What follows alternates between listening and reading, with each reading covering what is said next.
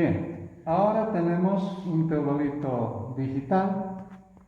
Como sabemos, los teodolitos tienen los mismos propósitos de medir ángulos horizontales y verticales, tienen exactamente la misma conformación, y en esta oportunidad vamos a empezar explicando el esquema de movimiento de un teodolito digital.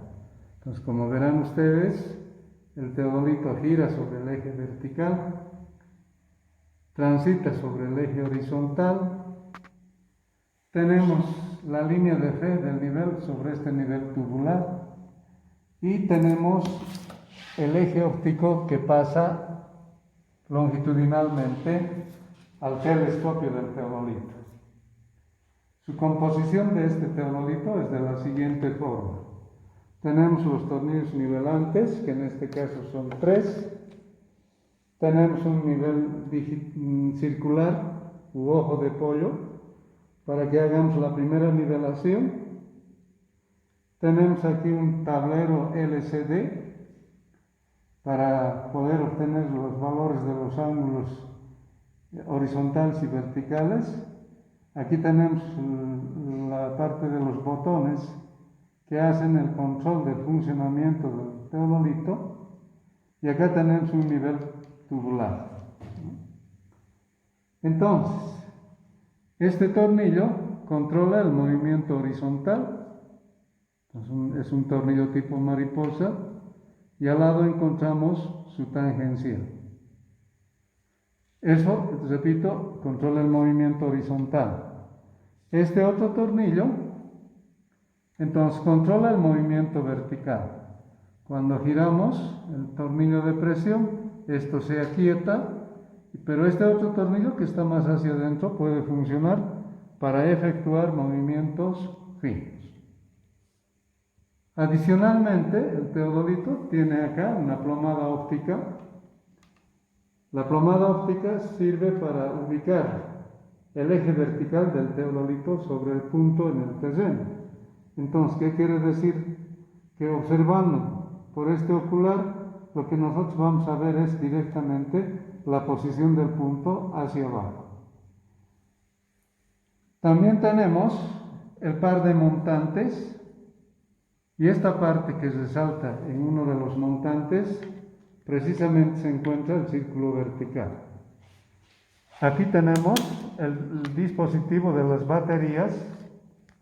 En este caso usamos este tipo de baterías de 2500 mA, y necesariamente, como recomendación, estas baterías se deben sacar cuando se ha terminado de trabajar, y sobre todo cuando lo vamos a almacenar en el depósito.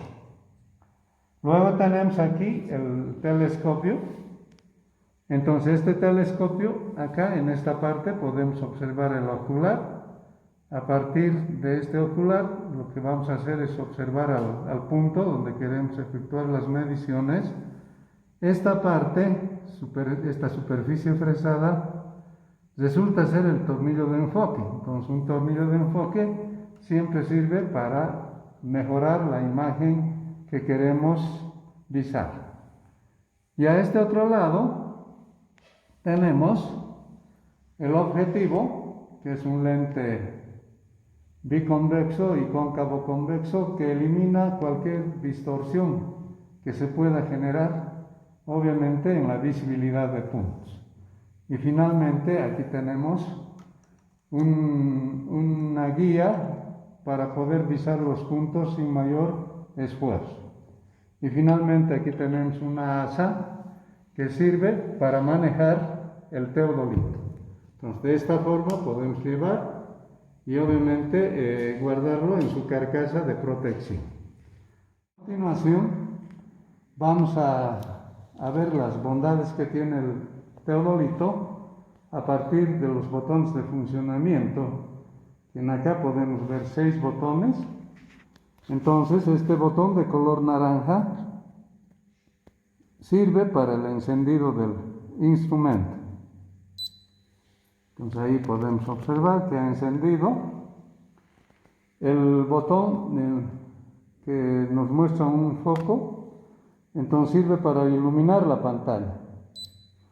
Entonces eso se usa cuando obviamente tenemos partes relativamente oscuras donde no se pueda leer bien los ángulos.